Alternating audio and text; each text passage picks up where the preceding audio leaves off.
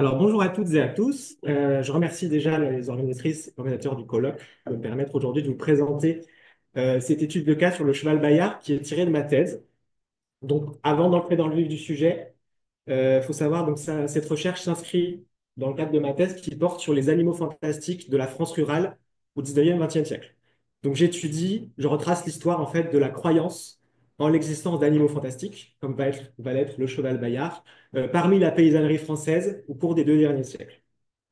Et je mets notamment l'accent sur comment ces croyances en fait ont disparu et comment elles se sont adaptées quand elles n'ont pas disparu aux mutations qui sont propres à l'époque contemporaine en fait et que connaissent les sociétés rurales de l'époque contemporaine.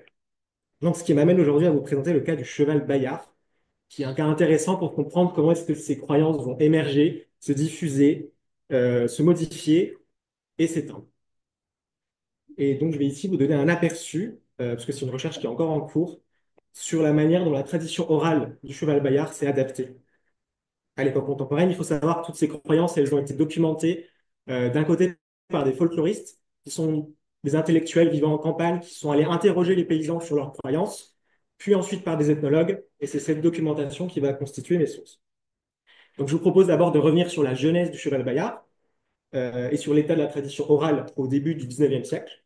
Et ensuite, on verra les processus historiques qui ont façonné cette tradition au cours de l'époque contemporaine, pour finir par un petit point sur l'attachement réel, l'attachement bien réel en fait que les Ardennais ont porté à un cheval qui est pourtant imaginaire. Le cheval Bayard, il apparaît pour la première fois dans la chanson de geste Les Quatre Fils Aymon, qui était chantée par les trouvères à la fin du XIIe siècle. Donc, c'est pas n'importe quel cheval, le cheval Bayard, c'est un cheval fée qui est le fruit de l'union entre un dragon et une serpente et qui a été délivré par l'enchanteur Moji, on voit ici sur cette huile sur toile, d'une île volcanique qui s'appelle l'île de Bocal.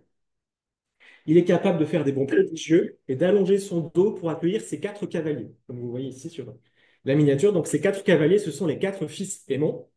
Les quatre fils Aymon, c'est une fratrie de chevaliers qui est en conflit avec Charlemagne, et c'est ce que raconte la chanson de geste des quatre fils Aymon, qui comporte force bataille, siège, fuite et retraite entre Paris, l'Aquitaine et la forêt des Ardennes, qui est le refuge principal des quatre fils Aymon.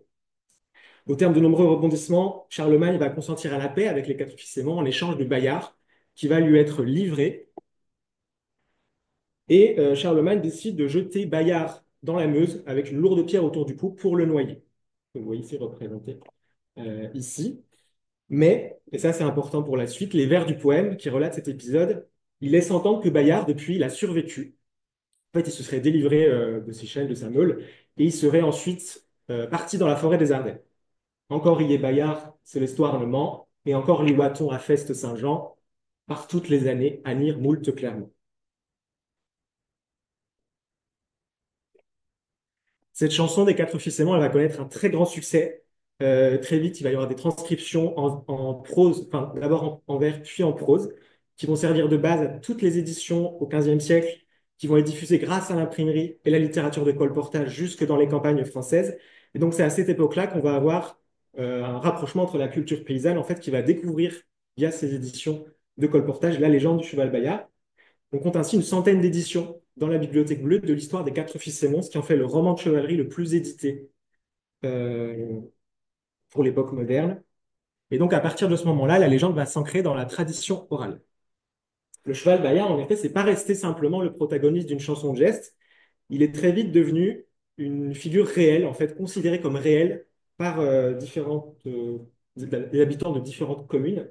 Vous voyez ici sur la carte, en fait, on a une vingtaine de traditions orales indépendantes, collectées au 19e, 20e siècle, qui concernent le cheval Bayard. Il faut noter que le cheval Bayard, souvent, il a fait cavalier seul, en quelque sorte, c'est-à-dire que dans la légende, il n'est plus question des quatre fils Aymon. Les paysans et paysannes retiennent uniquement le mythe de Bayard, qui, la plupart du temps, est passé sur le territoire de la commune, a laissé son empreinte sur un rocher, qui va s'appeler pas Bayard ou Roche Bayard. Euh, et voilà. Et donc ici, vous avez voilà, différents supports de cette légende. En fait, souvent, ça va être une pierre qui porte une empreinte. Parfois, c'est un toponyme qui est expliqué par le passage de Bayard ou encore une fontaine que Bayard aurait fait jaillir en atterrissant à un endroit précis. Alors, pour vous donner un exemple de cette tradition, je vous cite ici ce que rapporte le folkloriste Albert Merak, qui a interrogé plusieurs personnes à Bogny-sur-Meuse, dans les Ardennes, en 1890. On affirme que tous les 7 ans, revenant dans la forêt des Ardennes, le cheval Bayard se tient quelques minutes sur une roche qu'il frappa jadis de ses 4 pieds, au point de laisser très visible l'empreinte de ses fers. Il hennit très fortement et disparaît, mais s'il est possible d'entendre ses hennissements, il est fort difficile de le voir, car personne ne peut se vanter de l'avoir vu. Et la légende se présente toujours comme ça, avec il y a la trace du cheval Bayard, mais personne ne l'a vu, puisqu'il est passé autrefois. La plupart des récits du cheval Bayard, ici, ils sont localisés en Ardennes. Donc, vous pouvez voir ici dans les Ardennes françaises, mais aussi dans les Ardennes belges et luxembourgeoises, que je ne vais pas étudier ici parce que ça sort du cadre de ma thèse. Donc, je me concentre uniquement sur la France. Et pour traiter, enfin pour avoir des informations sur ce cheval Bayard, on a 3 sources principales pour les Ardennes françaises. Albert Merak, qui est un journaliste qui a publié plusieurs livres sur les croyances ardennaises dans les années 1890. La plus importante, qui est une enquête effectuée par l'ethnologue belge Maurice Piron, pour le compte du musée de la Vie Wallonne dans les années 1945-1950, et le travail de Roger Mauduit qui a entamé en 1990, donc il y a à peine 30 ans en fait, la recension de toutes les traces du passage du cheval Bayard en France. Et donc on a 3 enquêtes de terrain qui sont espacées chacune d'une cinquantaine d'années, ce qui est intéressant pour pouvoir suivre l'évolution de cette tradition orale au fil du temps. Avant justement de parler de comment cette tradition va évoluer à l'époque contemporaine, je vais revenir sur la manière dont elle s'est formée, en fait, comment est-ce qu'elle est arrivée dans les campagnes françaises. Il y a un historien qui s'appelle Léonard Dauphin qui propose un modèle de construction des sites légendaires en 3 étapes. On a d'abord une légende qui circule, comme celle de Bayard, et ensuite elle va se fixer dans un ou plusieurs lieux en réinterprétant un monument ou un site existant, voire en construisant, comme c'est le cas de la Roche Bayard que vous avez vu en photo juste avant. Et à la fin, il y a un lieu qui va souvent triompher au terme de ce processus de construction légendaire. Et dans notre cas, ce sont les Ardennes. D'abord parce qu'une grande partie de la chanson de geste se passe dans la forêt des Ardennes. Et ensuite parce que Bayard y aurait trouvé refuge. Sauf qu'il y a plus que ça. Et ça, c'est intéressant.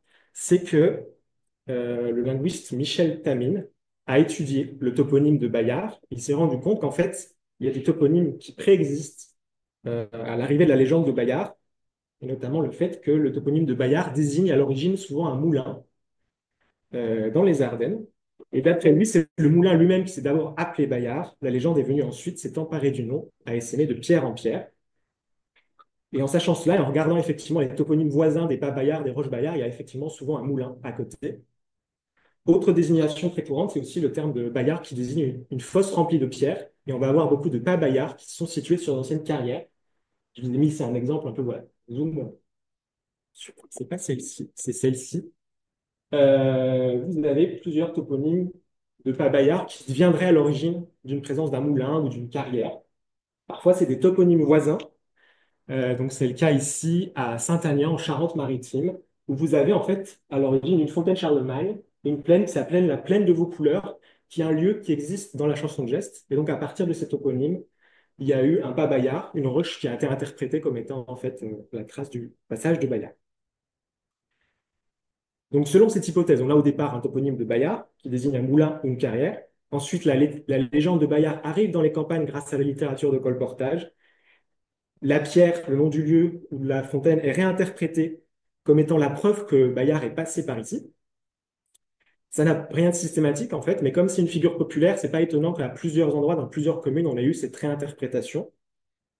Dans le meilleur des cas, on a une roche avec une empreinte qui évoque le passage, le sabot d'un cheval, qui va servir de support physique à cette légende.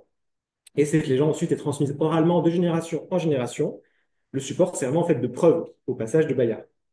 Et au fil du temps, on va avoir un oubli en fait qui se fait, cette tradition qui se transmet. On oublie que c'est le support qui rend compte de la légende et c'est la légende elle-même qui devient l'élément explicatif du support. Et donc pourquoi cette pierre porte l'empreinte d'un sabot? C'est parce que le cheval Bayard a atterri dessus. Et ce support est important parce qu'il joue un rôle de rappel. C'est en passant devant que les parents, les grands-parents vont dire à leurs enfants que c'est la trace du cheval Bayard qui est sur ce rocher. Donc on va voir maintenant comment cette tradition, elle a évolué au cours de l'époque contemporaine. On a plusieurs processus historiques qui vont jouer et qui vont modifier ces traditions locales. Je les ai regroupés en cinq processus principaux. La christianisation est la première. Mais on peut déjà noter qu'il va y avoir certaines traditions qui vont subir plusieurs de ces processus. Le phénomène le plus ancien, et qui commence bien avant l'époque contemporaine, c'est celui de la christianisation des lieux reliés à la légende du cheval Bayard. Bayard, je l'ai dit, c'est un cheval fée, c'est un cheval fantastique, surnaturel. Il appartient donc pour l'Église, globalement, à l'ensemble des superstitions qu'il faut combattre, qu'il faut éradiquer. Et pour mener ce combat, l'Église, elle prône une assimilation lente de ces légendes, avec un remplacement du légendaire païen par un légendaire chrétien. Et cette christianisation est avant tout l'œuvre des curés dans leurs sermons, dans leurs échanges quotidiens avec les fidèles. On peut en voir la conséquence de cette christianisation à Nompatélise, dans les Vosges, où on a une dalle brisée qui porte l'empreinte de quatre sabots d'équidés et qui est appelée la pierre du cheval du bon Dieu. Et Roger Mauduit, qui s'est rendu sur les lieux, note qu'en fait, elle porte plusieurs noms, cette pierre. Pierre du bon Dieu, pierre du cheval, pierre au cheval, roche de la grand-mère. Et tous ces noms, ils témoignent de l'absence d'une tradition orale unifiée qui est consécutive à l'effacement de la tradition originelle. De tous les témoins interrogés par Roger Mauduit, une seule est capable de livrer la légende. C'est Madame Vartier qui raconte que dans ma jeunesse, mais j'étais vraiment toute jeune, on m'a dit qu'à Nompatélise, un cheval qui portait plusieurs hommes sur son dos a pris son élan pour échapper à ses poursuivants et il est retombé dans la forêt de la Voile ou de la Bourgonce. Le bond fut si puissant que le cheval a marqué une roche de ses sabots au départ, comme à l'arrivée, roche que vous avez ici. On reconnaît ici sans difficulté la légende de Bayard, en fait, bien qu'il ne soit pas nommé, et son nom a été effacé au profit d'un cheval inventé de toutes pièces, le cheval du bon Dieu qui n'existe pas vraiment en dehors de cette tradition, mais dans lequel on reconnaît un vernis chrétien qui a été appliqué sur ce cheval. Le cas de Bayard est loin d'être le seul. Dans toute la France, vous avez des sites légendaires qui sont christianisés comme ça, avec ici les fées, par exemple, qui vont être remplacés par la Vierge ou par des saintes. Il s'agit avant tout donc de modeler cette culture populaire, mais on devine aussi à travers le cas de Bayard une sorte d'entreprise d'acculturation qui est menée à la fois par l'Église, l'école et l'État. Et donc ça nous amène au deuxième processus qui va être la substitution de Bayard à Bayard. Il se trouve que le cheval Bayard il possède un alias en la personne du chevalier Bayard. Chevalier Bayard qui est un héros des guerres d'Italie, qui fait partie d'une culture plus nationale qui va être enseignée à l'école. Et à partir de là, il va y avoir une substitution progressive en fait au cours de l'époque contemporaine. C'est ainsi qu'à Tourne, en 1896, Albert Merak recueille une tradition orale qui dit que le cheval Bayard est encore vivant et qu'il va s'abreuver au rue Bayard. On entend alors à minuit un quadruple bruit de sabots, c'est le cheval des quatre fils et montres qui va boire, passant invisible. Et 50 ans plus tard, après que Merak ait recueilli cette légende, vous avez un autre, donc Maurice Piron, qui vient faire son enquête. Et à ce moment-là, il n'est plus question du cheval Bayard, il est question du chevalier Bayard, qui, à l'époque du siège de Mézières, a fait boire son cheval en cet endroit du ruisseau. Et Piron conclut qu'il y a là une altération sous l'influence d'un nouveau folklore, d'une tradition plus ancienne, et le chevalier Bayard, en fait, a pris la place du cheval Bayard. Le même phénomène s'observe sur beaucoup de sites. Vous avez ici une fontaine où autrefois Bayard venait boire, et en fait, c'est le cheval du chevalier Bayard qui la remplace. Et elle nous dit, note par rapport à ça, que le cheval Bayard a disparu de la mémoire populaire et la légende s'est reportée sur le cheval de Bayard, personnage historique connu à l'école que vous avez représenté voilà, sur une de ces éditions qui circulait aussi dans les campagnes. Donc cela montre l'existence de deux récits concurrents, avec d'un côté Bayard, figure de la culture populaire, et le chevalier Bayard, figure d'une culture nationale. Ce qui est intéressant, c'est que derrière ces noms de lieux, au final, vous avez une sorte de lutte idéologique qui s'est déroulée. Et cette lutte a parfois été institutionnalisée. Et Pierre d'Hautuil, qui est l'auteur d'une histoire de l'école primaire dans les Deux-Sèvres, note à son époque que les livres de lecture qui contenaient la légende du cheval Bayard ont été interdits dans les écoles primaires des Deux-Sèvres, interdits d'enseignement, mais que les parents qui trouvaient ces légendes amusantes s'obstinaient à l'acheter à leurs enfants qui continuaient de la porter à l'école. Amusante, certes, mais c'est surtout parce qu'en fait, c'était leur culture qui continuait d'acheter ces légendes. Dans la préface aussi d'une édition de ce genre de livre, le préfacier Alphonse Farreau rapporte que ses grands-parents se faisaient tirer les oreilles sans ménagement quand ils amenaient un livre qui parlait du cheval Bayard à l'école. Troisième phénomène qui est en lien aussi avec cette scolarisation en fait qui prend place dans l'époque contemporaine, c'est qu'on a une rencontre entre la culture populaire et la culture scientifique, et vous avez parfois une explication un peu savante qui va se substituer à l'explication traditionnelle. C'est le cas par exemple à Arnis. Au lieu de raconter, comme c'était encore le cas au début du XIXe siècle, que le cheval Bayard a brisé cette roche en deux en atterrissant dessus, eh bien, les villageois, en 1947, quand Maurice Piron arrive, ils racontent que c'est simplement une meule, les habitants ont essayé de fabriquer une meule, qui s'est brisée dans la construction. Et donc, le surnaturel se voit évacué au profit d'une explication qui est jugée plus rationnelle, plus crédible. Il n'y a plus besoin de croire, en fait, à l'existence d'un cheval merveilleux. C'est le seul exemple pour le cas du cheval Bayard. On a beaucoup d'autres exemples pour d'autres êtres fantastiques, comme les loups-garous, par exemple, qui sont remplacés au cours de l'époque contemporaine. On passe d'un sorcier qui se change en loup véritablement à des gens qui se déguisent avec des peaux de loup, donc qui sont rationalisés. Quatrième processus, c'est la rupture de la transmission, hein. Tout simplement, cette transmission orale, elle finit par ne plus être transmise entre les générations pour tout un tas de facteurs que je ne vais pas avoir le temps d'évoquer ici. Mais il faut savoir que vous avez une rupture dans cette transmission, une rupture qui vient aussi du fait que certaines pierres Bayard, certaines roches Bayard, vont petit à petit être détruites, disparaître. C'est le cas du pas Bayard à l'Effour. Ici, il est localisé. On a plus de toponyme. Aujourd'hui, la roche a disparu. Albert Merak, en 1896, il décrit ce pas Bayard et il dit que les cantonniers l'ont transformé en caillou pour empirer la route. C'est une pratique assez courante à l'époque de prendre des monuments mégalithiques ou des blocs erratiques et de les transformer en pavés. Il semble pourtant que la légende ne soit pas morte avec la disparition du Bayard. Et en fait, il y a une autre pierre qui va prendre sa suite. Et quand en 1947, Maurice Piron il arrive sur les lieux, il interroge une femme qui lui dit que le Bayard a été détruit non pas au tout début du XIXe siècle, mais récemment par son père, Marcellin Chamberlain, qui aurait fait enlever le Bayard afin d'ouvrir une carrière. Et Piron note qu'après la disparition de la pierre, ça a désigné un groupe de maisons avoisinantes qui est toujours là, le Bayard, qui est le nom d'un hameau. Et vous allez avoir comme ça beaucoup de pierres qui vont disparaître. Je vous dis, voilà, état actuel des sites, en fait. En rouge, c'est quand le site a disparu, la pierre a disparu, n'existe plus.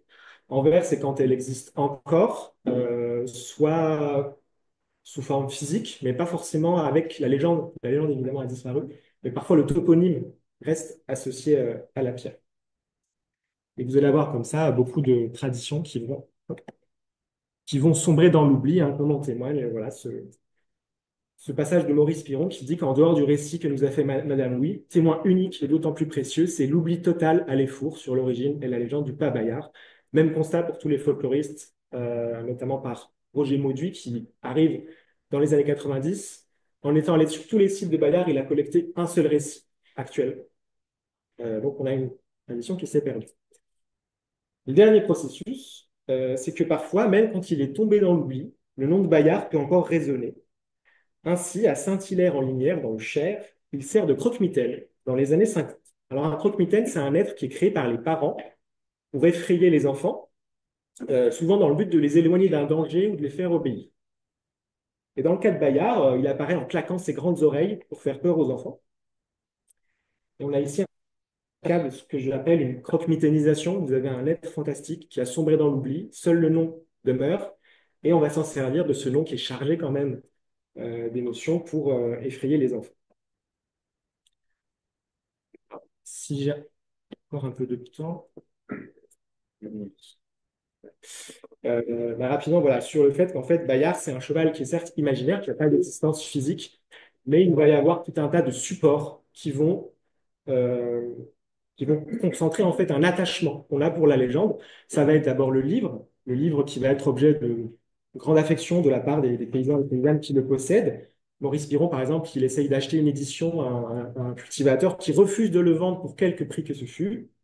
Vous avez ici Alphonse Faro qui évoque le fait que le livre était placé au sommet du vaisselier, derrière les assiettes, vraiment une sorte de sacralisation de ce livre, sacralisation qui, elle, va trancher avec le lien qu'on a avec les roches Bayard. En fait, c'est des roches sur lesquelles beaucoup de gens vont aller s'asseoir après l'école, après le travail, pour se reposer. Comme ici, voilà, Roger Mauduit, le seul récit qu'il a recueilli, c'est celui-ci. Mon grand-père allait souvent à Ménilfontaine, enfant, je l'accompagnais. À mi-chemin environ, il y a une grosse pierre plate sur laquelle nous asseyons, pierre plate qui est euh, le cheval Bayard. Et ce qui est important à noter ici, c'est qu'en fait, à travers cette sacralisation du livre et ce lien affectif avec la pierre, on a aussi le lien qui unit les générations. S'asseoir sur la pierre de Bayard, c'est aussi s'inscrire dans ce cycle de transmission orale et garder le livre aussi.